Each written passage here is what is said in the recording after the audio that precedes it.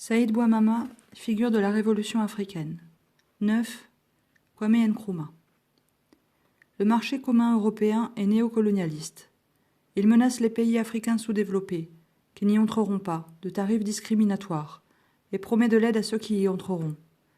Cette politique de chantage, qui tend à créer une scission parmi les États indépendants d'Afrique ou à les attirer dans les filets de l'Europe, rétablit la vieille relation impérialiste du cavalier européen sur le cheval africain. Kwame Nkrumah, L'Afrique doit s'unir, 1963. L'assassinat de Patrice Lumumba s'inscrit dans une longue liste de meurtres, de coups d'État, d'interventions militaires directes ou indirectes et de manœuvres de déstabilisation contre certains États indépendants d'Afrique et leurs dirigeants. Renversé par un coup d'État en 1966, Kwame Nkrumah, 1909-1972, est, comme Lumumba, une des victimes de ces pratiques d'ingérence caractéristiques du néocolonialisme.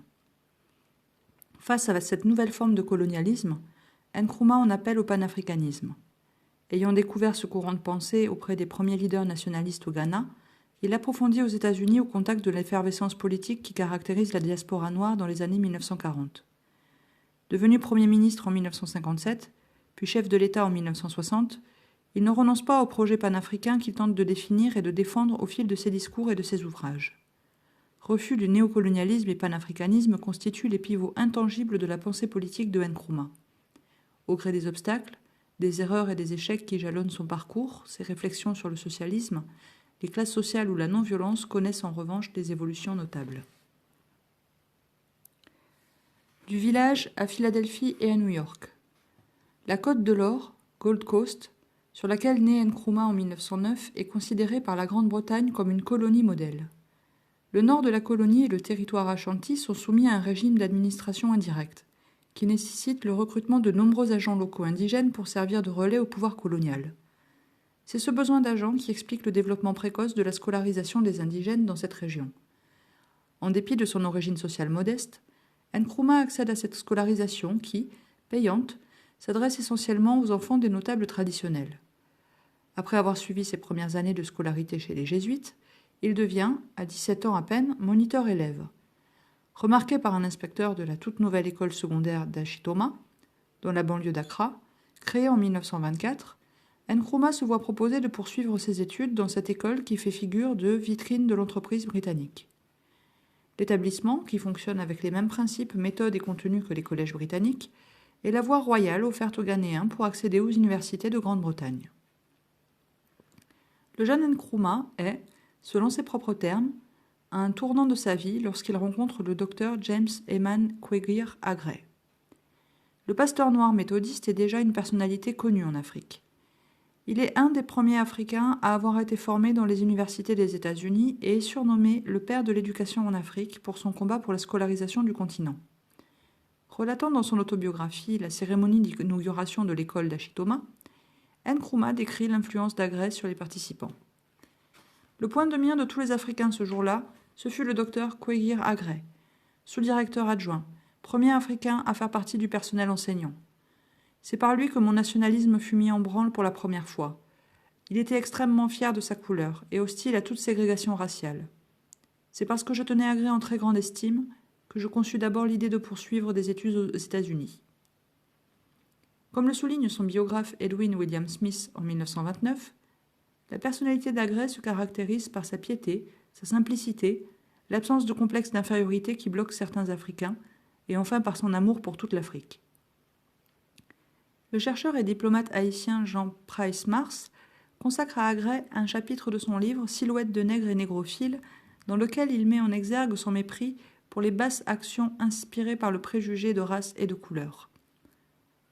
La rencontre avec une telle personnalité a, pour les jeunes Africains anglophones, le même effet que la rencontre avec la négritude en Afrique francophone. Dans les années qui suivent sa sortie d'Ashitoma, Nkrumah fait la rencontre d'autres personnalités de premier ordre, parmi lesquelles les principales figures du nationalisme naissant. L'avocat ghanéen Joseph Casley Hayfort, représentant africain au Legislative Council de la Gold Coast depuis 1916, le syndicaliste sierra-léonais Isaac Theophilus Akuna Wallace Johnson et le journaliste nigérian Benjamin Nmadi Azikiwe, futur président du Nigeria. C'est grâce à ces personnalités qu'il prend connaissance des écrits des deux principaux leaders noirs états-uniens, Dubois et Garvey.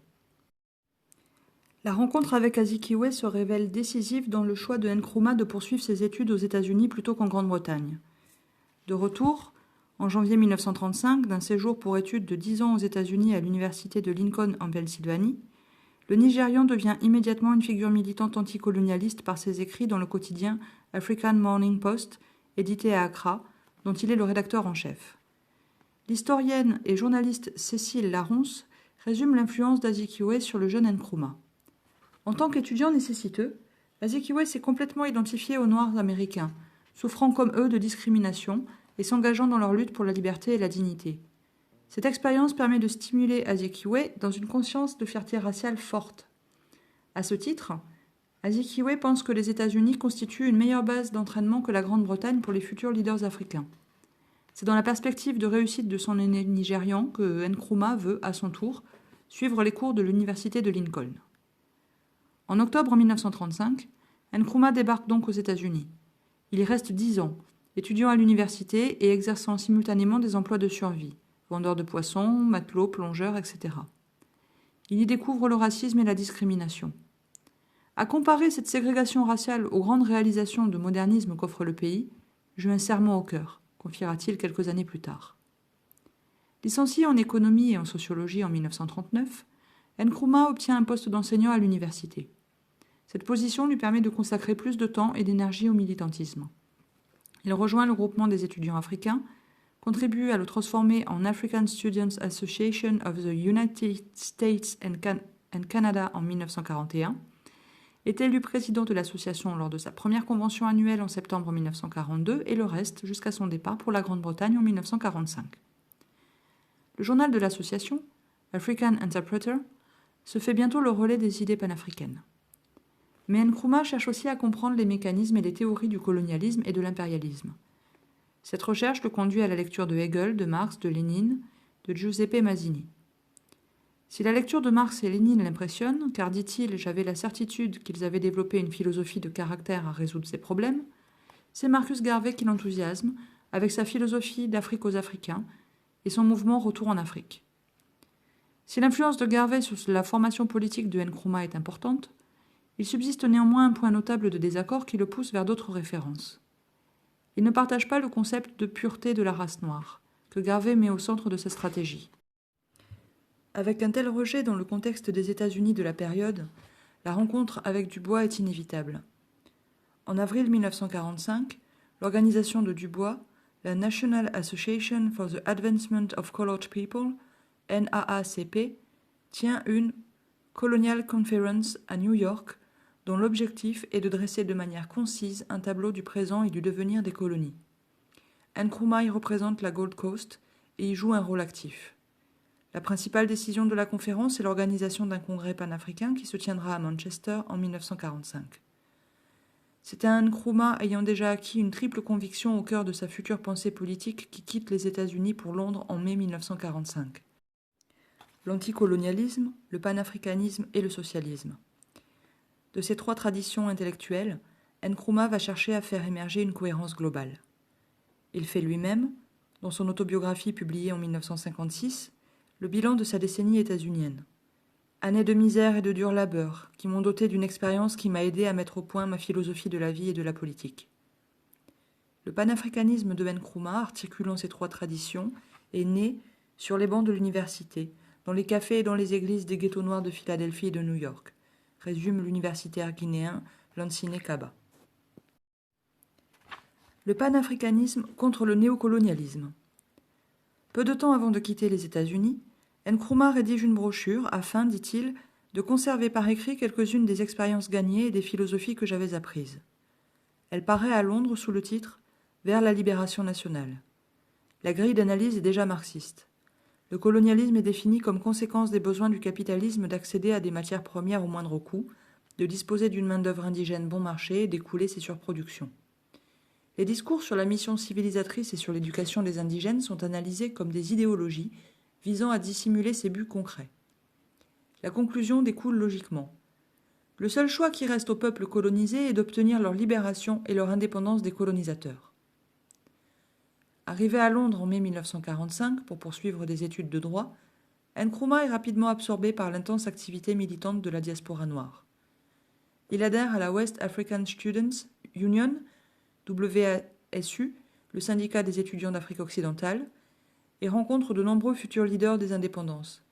Kenneth Kaunda, Zambie, Jomo Kenyatta, Kenya, Joshua Nkomo, Zimbabwe, Julius Nyerere, Tanzanie, Kojo Botsio, Ghana, Harry Nkumbala, Zambie, et bien d'autres. Surtout, il fait la connaissance du Trinidadien George Padmore, avec qui il approfondit et précise sa conception du panafricanisme. Ensemble, ils rédigent la déclaration de clôture du 5e congrès panafricain qui se tient à Londres sous la présidence de Dubois en 1945, voir chapitres 1 et 3. La date du congrès a été choisie afin d'être proche de celle du congrès de la Fédération syndicale mondiale et de s'assurer ainsi de la présence de syndicalistes africains.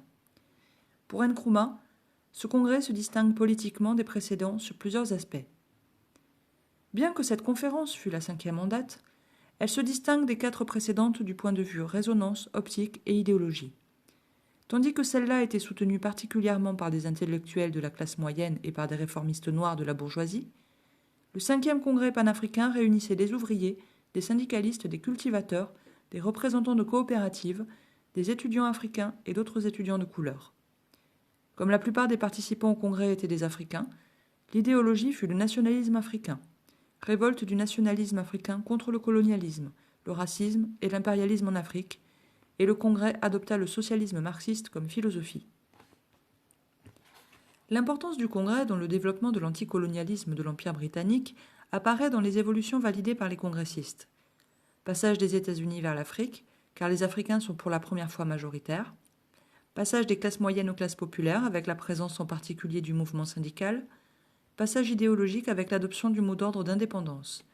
Et passage d'une génération, Dubois, Padmore, à une autre. Nkrumah, Kenyatta, Azikiwe, Banda, Nyerere, Kaunda, Peters Abraham. Le nationalisme noir et le panafricanisme s'africanisent. Ce rassemblement sera le dernier congrès panafricain hors d'Afrique. Un des signes de cette africanisation est la clarification par rapport au garveyisme. Pour Garvey, en effet, la question coloniale n'est pas première.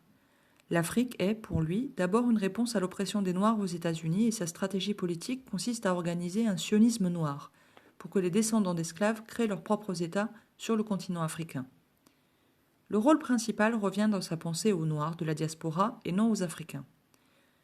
En centrant son analyse sur l'anticolonialisme, le congrès de Manchester rompt doublement avec cette approche. D'une part, l'anticolonialisme pousse à une vision continentale du combat, dépassant la coupure entre l'Afrique subsaharienne et le Maghreb. D'autre part, il confie le rôle principal non plus à la diaspora, mais aux Africains eux-mêmes. Le manifeste adopté au congrès, à la rédaction duquel Nkrumah a participé, ne s'adresse pas aux Noirs, mais aux colonisés. Paraphrasant une phrase célèbre dans le manifeste du Parti communiste, il se termine par le slogan « Peuple colonisé et assujetti du monde, unissez-vous ». Après le congrès de Manchester, le panafricanisme se distingue, dans la pensée politique de Nkrumah, du pannégrisme. Cette conviction se renforcera une fois l'indépendance du Ghana acquise, en 1957, pour s'orienter vers une approche continentaliste du panafricanisme. À peine indépendant, le Ghana accueille la conférence des États indépendants d'Afrique et 8 mois plus tard, c'est au tour de la première conférence des peuples africains de s'y dérouler en présence de 62 organisations nationalistes venues de l'ensemble du continent. Le leader ghanéen met en avant le mot d'ordre « Independence now », indépendance maintenant, au moment même où les principaux dirigeants de l'Afrique subsaharienne française acceptent l'idée d'une communauté franco-africaine néocoloniale et où la guerre sévit au Kenya, en Algérie et au Cameroun.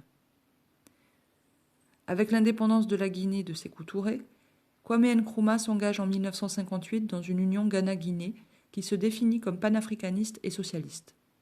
Cette union est posée comme le point de départ des États-Unis d'Afrique de l'Ouest et prend pour cette raison le nom d'Union des États africains en 1959, avec une vocation à s'élargir ultérieurement à d'autres États.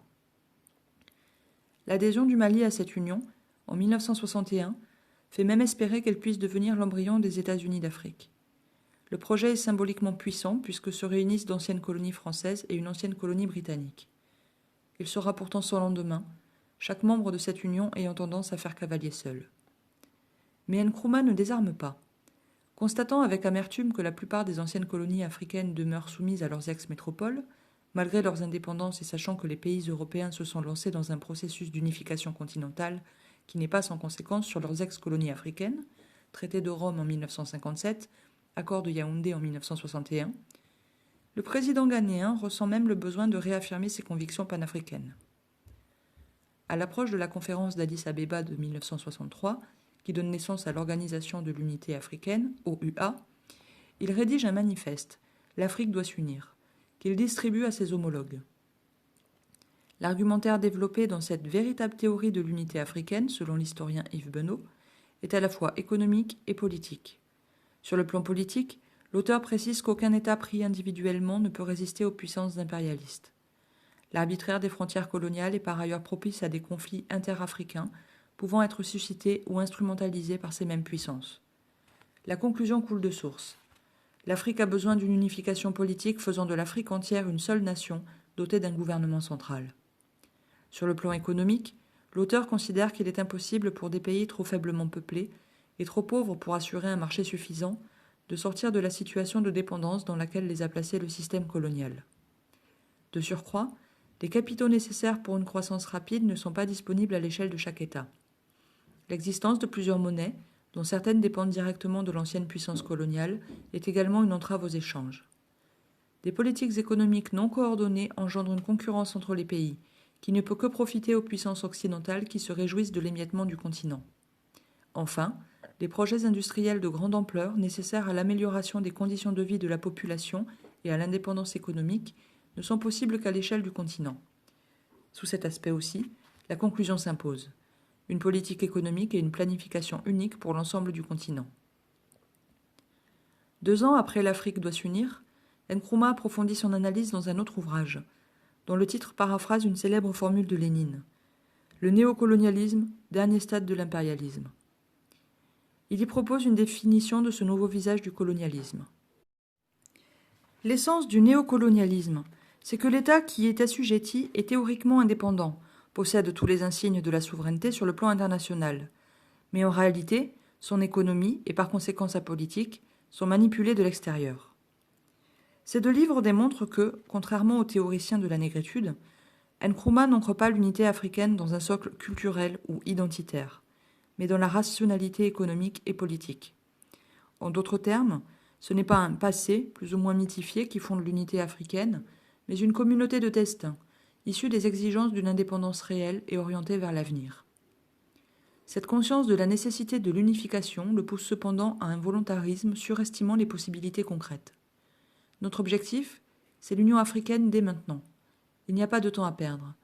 Nous devons nous unir dès maintenant ou périr, déclare Nkrumah à Addis-Abeba. Le propos est exaltant mais semble peu réaliste. Yves Benot souligne ainsi à juste titre que ce programme révolutionnaire est proposé à des gouvernements africains dont l'orientation conservatrice et l'attachement au micronationalisme sont patents. De fait, Nkrumah est complètement isolé à Addis-Abeba. Voir chapitre 10.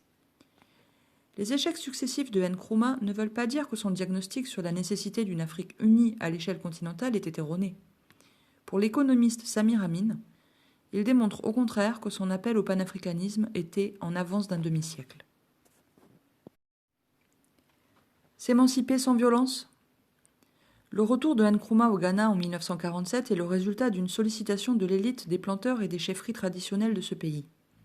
Celle-ci exige en effet, après la Seconde Guerre mondiale, d'être davantage associée au gouvernement du territoire.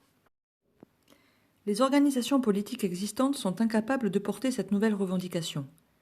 Il n'existe alors que 2 formations politiques nationalistes, précise le biographe de Nkrumah, David Rounet, virtuellement moribondes, toutes 2 handicapées par les oppositions ethniques entre les Akan et les Gas. La notoriété de Nkrumah, acquise au congrès de Manchester et par ses écrits, pousse des représentants de cette élite à faire appel à lui à l'automne 1947 pour occuper le poste de secrétaire général d'une nouvelle formation, la United Gold Coast Convention, UGCC, Convention unie de la Gold Coast. Celle-ci, fondée le 29 décembre 1947, revendique le self-government à terme. Le jeune secrétaire général est rapidement confronté aux limites de la nouvelle organisation qui, souligne l'historien Elikia Mbukolo, ne représente que l'élite des professions libérales, des commerçants et des enseignants anglicisés, et apparaît comme un mouvement conservateur dans ses objectifs et modéré dans ses méthodes. De surcroît, les dirigeants de l'UGCC ne s'intéressent pas à toute la Gold Coast, complète Lansine Kaba, mais seulement à la zone côtière et à l'Ashanti au centre. La contradiction avec les positions anticolonialistes de Nkrumah ne peut déboucher que sur une rupture. Le projet de ce dernier est en effet de transformer l'UGCC, groupement élitiste, en parti de masse. Pour ce faire, il ne ménage pas ses efforts. Tournées de conférences, création de 3 journaux de propagande qui rencontrent un vif succès, mise en place d'une organisation de jeunesse. Cette activité intense inquiète l'administration coloniale qui réagit par la répression. 6 dirigeants de l'organisation sont emprisonnés sous prétexte d'incitation à l'émeute.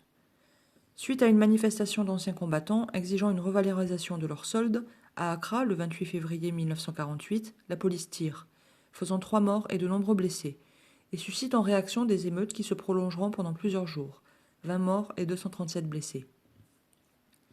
Les membres de l'élite ghanéenne, plus dociles que leurs compatriotes, accusent Nkrumah d'être responsable de la dégradation de la situation. Trop radical, il aurait frappé trop fort, trop vite. Il est démis de son poste de secrétaire général de l'UGCC et rétrogradé au rang de trésorier. S'appuyant sur l'organisation de jeunesse qu'il a créée, Nkrumah fonde le 12 juin 1949, devant 60 000 personnes, la Convention People's Party, CPP, parti de la Convention du peuple, qui revendique le self-government immédiat. David Rooney propose une lecture sociale de cette rupture politique. Prenant leur distance avec les élites de l'UGCC, ce sont les marginalisés du système colonial qui s'affirment avec le CPP. Ceux-ci, précise le biographe, sont très critiques envers les chefs et le régime colonial.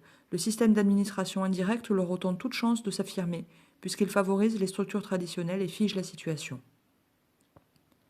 Le CPP adopte dès sa naissance une stratégie d'action non violente, que Nkrumah théorise sous le nom de « positive action », action positive, constituée par des campagnes par voie de presse et de caractère politique, par des grèves, des boycottages et une non-coopération basée sur le principe de non-violence. La position n'est pas nouvelle, et Nkrumah la date lui-même de sa lecture de Gandhi lors de son séjour aux États-Unis. L'action positive du CPP est menée avec un double mot d'ordre, indépendance et organisation d'élections pour une assemblée constituante. Dès sa naissance, ce parti jouit d'une popularité incontestable. La grève générale qui l'initie le 9 janvier 1950 paralyse le pays. Meneur de la contestation, Nkrumah est arrêté le 22 janvier 1950 et condamné à 3 ans de prison pour incitation à une grève illégale et sédition. L'administration britannique a cependant pris la mesure de sa popularité et complète sa politique répressive par des gestes d'ouverture politique. Une nouvelle constitution est promulguée en 1950, prévoyant une assemblée législative comportant 84 membres dont 75 africains. Le pouvoir britannique espère, ce faisant, à la fois faire cesser la contestation et redonner une chance à ses alliés modérés. L'espoir est encore d'obtenir une chambre dominée par des chefs traditionnels et des représentants de l'élite. Mais le verdict des municipales et législatives du 8 février 1951 est sans appel. Le CPP emporte 34 des 38 sièges dans la municipalité d'Accra. Particularité du système colonial britannique, la législation en vigueur permet à un prisonnier de se présenter aux élections à condition de ne pas avoir été déchu de ses droits civiques. Nkrumah se présente donc comme candidat à Accra central et obtient plus de 95% des suffrages. Il est immédiatement gracié, libéré et nommé à la tête du gouvernement.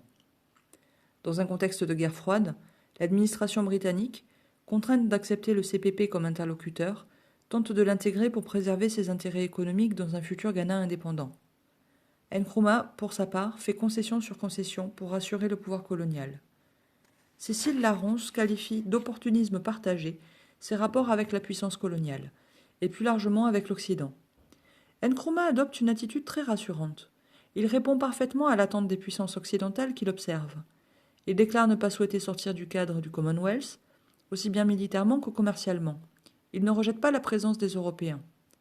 Nkrumah nomme Action tactique cette nouvelle politique qui, de 1951 à 1957, succède à l'action positive. Elle consiste à agir tactiquement, au besoin par des rapports de force au sommet, pour obtenir un élargissement des pouvoirs des Africains et une diminution de ceux du gouvernement britannique. L'historien Yves Benot et la journaliste Augusta Conchiglia résument la situation en qualifiant la politique de Nkrumah de « remarquable retournement ». D'un côté, le dirigeant nationaliste qui a mobilisé ses partisans pour l'indépendance immédiate accepte de la voir différer, à une date qui, en 1951, n'est pas fixée, donc sans certitude que ce ne soit qu'un délai. Mais de l'autre côté, le gouverneur Arden Clark accepte de collaborer avec le dirigeant africain tenu, la veille encore, pour le plus dangereux. C'est qu'en collaborant avec les dirigeants les plus à gauche dans la politique locale, le colonisateur entreprend de les intégrer et les amène à infléchir leur action et leurs pensées dans le cadre du Commonwealth. Il fait naître des intérêts communs, de telle sorte que l'indépendance, perspective admise dès le départ, même si rien n'est décidé, s'opérera sans crise, comme une transition en pente douce en quelque sorte. C'est dans ce cadre que la route de l'indépendance est désormais tracée. Après une longue transition, celle-ci est proclamée le 6 mars 1957. L'action positive puis l'action tactique sont couronnées de succès. Mais cette victoire s'est faite au prix d'ambiguïtés lourdes de conséquences pour l'avenir.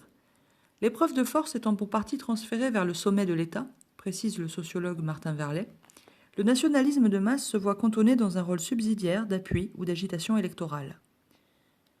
Un tel héritage n'est pas sans conséquence sur la conception du socialisme que développe ultérieurement Nkrumah, conception dans laquelle les milieux populaires apparaissent davantage comme les bénéficiaires que les acteurs de transformation sociale, qui sont, dès lors, lourdement marqués par leur caractère bureaucratique.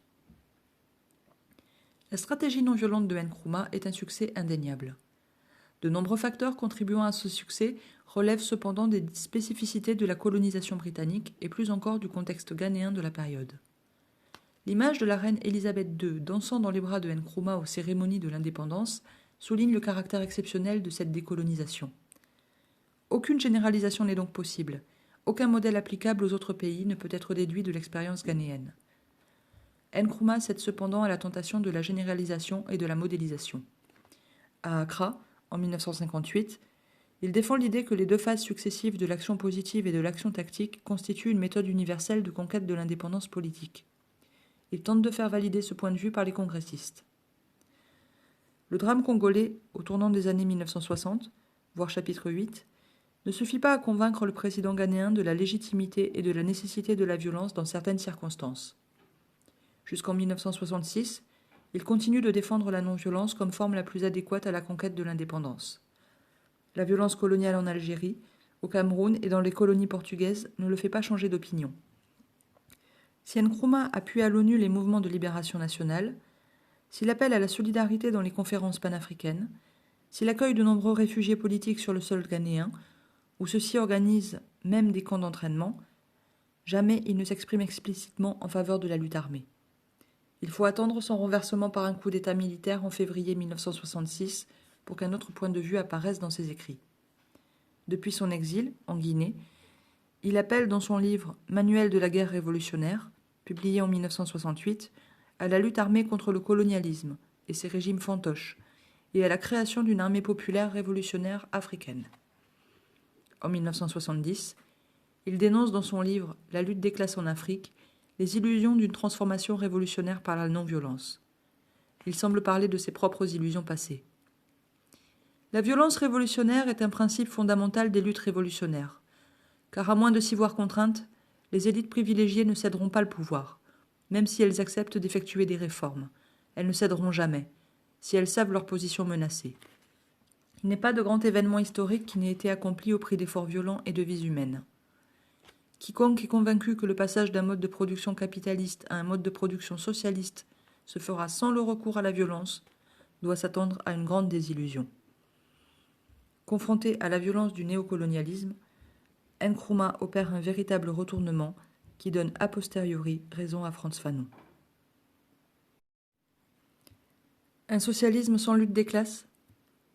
La citation précédente relie l'option de la violence révolutionnaire à la double question du socialisme et de la lutte des classes. Un second retournement dans la pensée de Nkrumah est repérable sur ces deux aspects. Il semble que Nkrumah ait sincèrement cru à une indépendance économique dans le cadre du marché mondial et à un passage au socialisme sans lutte des classes. Alors qu'il se revendique du socialisme marxiste, dès le congrès de Manchester en 1945, Nkrumah oriente le Ghana, au cours des premières années de l'indépendance, vers des choix libéraux, qui confortent les intérêts de l'ancienne puissance coloniale. Les économistes Jean-Paul Azam et Timothy Besley notent les atouts économiques du Ghana postcolonial. Niveau de revenus par tête le plus élevé d'Afrique subsaharienne, premier producteur mondial de cacao, importante réserve de minerais, et en particulier d'or, réserve en devises étrangères significative. Jusqu'au début de la décennie 1960, le Ghana reste dans le modèle néocolonial d'une monoproduction de cacao dépendant entièrement du marché mondial. La conversion à la réelle politique semble complète. De 1957 à 1961, Nkrumah ne remet pas en cause l'appartenance de son pays au Commonwealth et à la zone sterling. Il adopte des politiques économiques s'appuyant sur le capital privé étranger. Il prend des conseillers en politique économique qui n'étaient pas des économistes de tendance marxiste ni même radicale, remarque l'économiste Maktar Diouf, mais des libéraux néoclassiques connus dans les milieux universitaires et politiques comme Arthur Lewis, Nicholas Kaldor et Dudley Sears. Si l'investissement public reste massif, il ne concerne pas essentiellement le développement industriel ou agricole. L'investissement public se concentre sur le développement des infrastructures et sur une politique sociale offensive. De 1951 à 1961, le nombre d'enfants scolarisés, de lits d'hôpitaux, de médecins, de routes bitumées augmente considérablement. L'amélioration des conditions de vie de la population est réelle, mais elle est entièrement dépendante du cours mondial du cacao. Or, à partir de 1957, le prix du cacao chute, alors que les prix des produits importés augmentent dramatiquement. Le Ghana est ainsi confronté dès la fin de la décennie 1950 à ce que l'économiste Argyri Emmanuel a justement qualifié d'échange inégal, pour désigner la détérioration des termes de l'échange entre pays nouvellement indépendants et puissances impérialistes. Le sous-paiement des matières premières exportées et la surfacturation des produits manufacturés et des biens d'équipement importés conduisent à un pillage invisible. C'est cette confrontation avec l'échange inégal qui poussait Nkrumah à approfondir sa réflexion sur le néocolonialisme, dont l'Afrique doit s'unir, et le néocolonialisme, dernier stade de l'impérialisme, et à le mettre en pratique. Le Ghana devient une république en 1960, mettant fin au statut de dominion.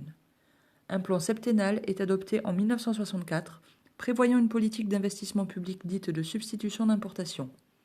Une monnaie nationale est créée en 1965, le cedi, marquant la sortie de la zone sterling. Cette politique se révèle pourtant largement inefficace. Dès 1965, l'économiste Samir Amin constate les limites et les contradictions, soulignant entre autres que le plan septennal surestime les possibilités de mobiliser un capital privé national pour le développement agricole et s'illusionne sur la possibilité d'attirer les capitaux étrangers nécessaires à l'industrialisation du pays. Même le commerce extérieur n'est pas mis sous le contrôle du gouvernement. Tirant le bilan de la présidence Nkrumah, 1957-1966, Samuel Gomsou Ikoku explique : le gouvernement de Nkrumah n'a pas vu l'importance du contrôle du commerce extérieur dans la bataille pour l'indépendance économique. La même illusion se retrouve sur le plan intérieur. Nkrumah développe en effet l'idée d'un socialisme auquel participeraient harmonieusement toutes les classes sociales. Aux yeux du président ghanéen, l'union qui a caractérisé la phase de libération nationale doit se prolonger après l'indépendance dans le cadre de la construction d'une société socialiste. À l'origine de la négation du clivage de classe qui apparaît mécaniquement au moment de l'indépendance et sur lequel s'appuie le néocolonialisme pour maintenir sa domination, comme l'analyse brillamment Frantz Fanon dès 1961, se trouve paradoxalement une volonté de parachever la décolonisation. De la même façon que les nations d'Afrique doivent s'unir, les classes sociales qui composent les sociétés africaines doivent se regrouper pour lutter contre l'instrumentalisation dont elles sont l'objet de la part des puissances impérialistes. Nkrumah prolonge cette réflexion en lui donnant un aspect quasi philosophique. S'il reprend à son compte les grands axes de la théorie marxiste du socialisme, il refuse les théories universalistes inventées par et pour d'autres sociétés. Qu'il soit européen ou africain, le socialisme reste le produit d'un contexte. Voulant dès lors acclimater son socialisme, Nkrumah en vient à rechercher un fondement africain au socialisme. Ce fondement, il le situe dans le passé précolonial du continent. Pour lui, l'Afrique précoloniale se caractérise par un fonctionnement social qu'il qualifie de communalisme.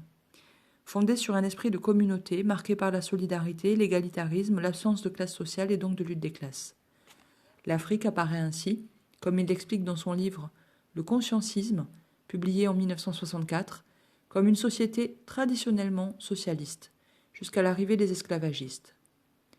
Le visage traditionnel de l'Afrique implique une attitude à l'égard de l'homme, qui, dans ses manifestations sociales, ne peut être qualifié que de socialiste. Ceci parce qu'en Afrique, l'homme est considéré avant tout comme un être spirituel, doué au départ d'une certaine dignité, intégrité et valeur intérieure. C'est là le fondement théorique du communalisme africain. Nkrumah en déduit l'inexistence de classe sociale dans l'Afrique précoloniale au sens où l'entend Marx, c'est-à-dire d'une classe juchée sur le dos d'une autre. Comme sur la question de la violence, Nkrumah revisite radicalement sa pensée après le coup d'État de février 1966 qui provoque sa chute et son exil, et remet en cause cette vision d'une Afrique précoloniale égalitaire socialiste par essence. Dans un pamphlet intitulé « Le socialisme africain revisité », publié en 1966, il dénonce l'idéalisation du passé à laquelle il s'était lui-même livré quand il était au pouvoir. Aujourd'hui, l'expression socialisme africain fait croire que la société africaine était sans classe et plongée dans l'esprit d'humanisme. Et par là, on exprime la nostalgie pour cet esprit. Une telle conception du socialisme fait de la société africaine communautariste un fétiche. Mais une société africaine sans classe, idyllique, dans laquelle il n'y avait ni riches ni pauvres, jouissant d'une sécurité absolue, est certainement une simplification facile. Il n'existe aucune preuve historique, anthropologique d'une telle société. Critiquant vertement la bourgeoisie compradore, composée d'intellectuels, de fonctionnaires, de représentants des professions libérales et des cadres de la police et de l'armée, Nkrumah se fait ainsi, à partir de 1966, le critique acerbe des illusions interclassistes et des chimères culturalistes. Il aura fallu son éviction du pouvoir pour que disparaissent chez lui ces égarements qui arrangent toujours les dirigeants politiques. À l'épreuve du pouvoir. La négation des clivages sociaux est lourde de conséquences dans un pays comme le Ghana, dont l'économie nationale et le budget étatique dépendent presque exclusivement des revenus engendrés par la monoproduction exportatrice, en l'occurrence celle du cacao. Dès 1954, pourtant, Nkrumah, alors Premier ministre, aurait pu en prendre conscience lorsqu'il a vu se lever face à lui un mouvement, la National Liberation Movement, animé par une petite bourgeoisie appuyée sur les planteurs de cacao d'origine Ashanti. Au lieu de s'intéresser à la composition sociale et aux motivations de cette opposition, Nkrumah a préféré la solution de facilité, la répression des opposants et la négation des divergences sociales. Son parti, le CPP, qui devient parti unique en 1964, est ainsi défini non pas comme un mouvement défendant les classes populaires, mais comme une organisation ouverte à tous les Ghanéens de toutes les classes sociales et toutes les idéologies. Or, la petite bourgeoisie intellectuelle qui accède aux responsabilités dans un tel parti et dans l'appareil d'État défend d'abord ses propres intérêts. Népotisme, clientélisme et détournement des deniers publics sont des moyens d'enrichissement qu'utilise cette petite caste aux dents longues, avide et vorace, dominée par l'esprit gagne-petit, selon l'expression de Fanon. Si Nkrumah fustige parfois ces nouveaux riches et menace de saisir leurs immeubles et propriétés, les faits ne suivent pas. Vouloir construire une société socialiste avec un parti dominé par les clans pro-capitalistes, dont bien des membres brillaient par leur vénalité, était une gageure, résume l'économiste et politologue Manga Kyo. L'illusion idéaliste de Nkrumah, consistant à vouloir construire le socialisme sans lutte des classes, le conduit à s'éloigner des travailleurs industriels et des salariés agricoles. Pour maintenir son effort d'investissement dans un contexte de baisse du prix du cacao sur le marché mondial, Nkrumah décrète en juillet 1961 un programme d'austérité et ordonne un emprunt obligatoire sous la forme d'un prélèvement de 5% sur les salaires pour renflouer les caisses de l'État. L'effort demandé est d'autant plus illégitime aux yeux des salariés que certains ministres et membres du comité central du CPP affichent une nouvelle richesse ostentatoire. La grève générale des dockers et des travailleurs des chemins de fer et des mines contre le plan d'austérité est sévèrement réprimée. 17 syndicalistes sont emprisonnés pour subversion. Nkrumah commence à se couper ainsi des travailleurs qui étaient son meilleur soutien. Après 1961, la situation des travailleurs industriels et agricoles ne cesse d'empirer, sous le coup de l'inflation galopante, de l'augmentation des impôts et de la corruption. L'Africain le plus populaire au monde en 1957 est entièrement isolé. Le coup d'État militaire de février 1966 ne suscite aucune réaction significative. Les échecs et la dérive de Kwame Nkrumah reflètent la difficulté qu'il éprouve, à l'instar de la plupart des dirigeants africains progressistes, à sortir de la phase réactive de la lutte anticoloniale qu'a si bien analysé Frantz Fanon. Après avoir détruit le colonialisme direct, comment construire une société juste dans un contexte marqué par la perpétuation de la domination impérialiste ?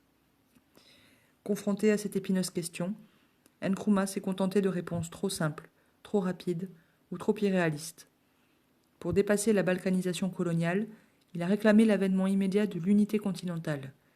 Pour conjurer les injustices léguées et entretenues par le colonialisme, il a installé un parti-État aussi autoritaire qu'inefficace. Face à un Occident qui se nourrit de l'exploitation des faibles, il a exalté une chimérique Afrique sans classe.